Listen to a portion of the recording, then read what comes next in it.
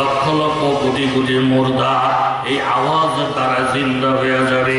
যারা সরানো ছিটানো ছিল, বিক্ষিপ্ত ছিল, ইসরাফিলের আওয়াজের দ্বারা সব এক জায়গার মধ্যে জমা হইয়া ইলা রাব্বিহিম ইয়ানসিলুন, হাসরের ময়দানে ছুটাছুটি করবে, দৌড়াদৌড়ি করবে, সব এক জায়গায় জমা হইয়া যাবে।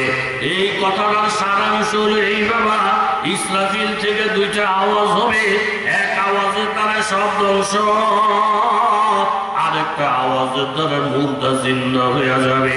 এই দুনিয়া তো দুই রকমের আওয়াজ আছে, গানের আওয়াজ, বাদ্যের আওয়াজ, যন্ত্রের আওয়াজ, এরকম ভাবে গুনাহ অশ্লীলের আওয়াজ।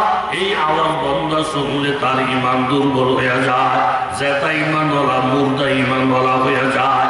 আর দ্বিতীয়বার ইসরাফিল যে আওয়াজটা দিবে, এই আওয়াজটা যখন মানুষের কানে যাবে, প্রত্যেকটা মরা মানুষ জিন্দা হইয়া হইয়া হাসরের ময়দানে দৌড়াইতে থাকবে। জোরে বলেন ঠিক কিনা?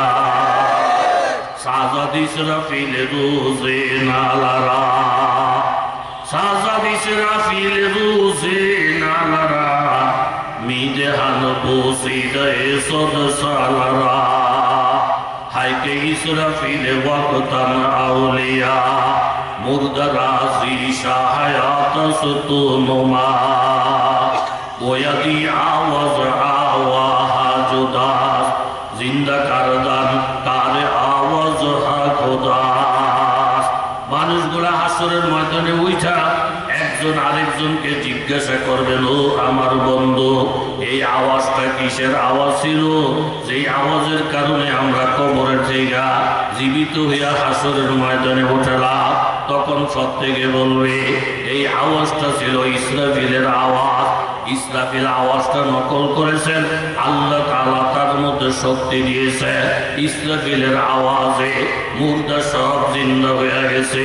এখন আল্লামা রুমি রহমতুল্লাহ আলাইহি বলেন, হাইকে ইসরাফিল ওয়াক্তান আউলিয়া, হাইকে ইসরাফিল ওয়াক্তান আউলিয়া, মুর্দা রাজি শাহায়াত সুতুনুমা।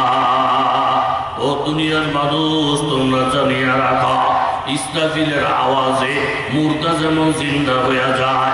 বর্তমান জমানে যত হক্কানি আলেম ওলামা, পীর মাশায়েখেরা আছে, বুজুর্গ লোকেরা আছে, এক একটা হক্কানি আলেম ইসরাফিল ফিরিস্তার মতো। হক্কানি আলেম ওলামারা যখন মানুষের সমাজে কোরআন হাদিসের আওয়াজ দেয়, মাহফিলের আওয়াজ দেয়, জিকির আজকারের আওয়াজ দেয়, আলেম ওলামাদের কোরআন হাদিস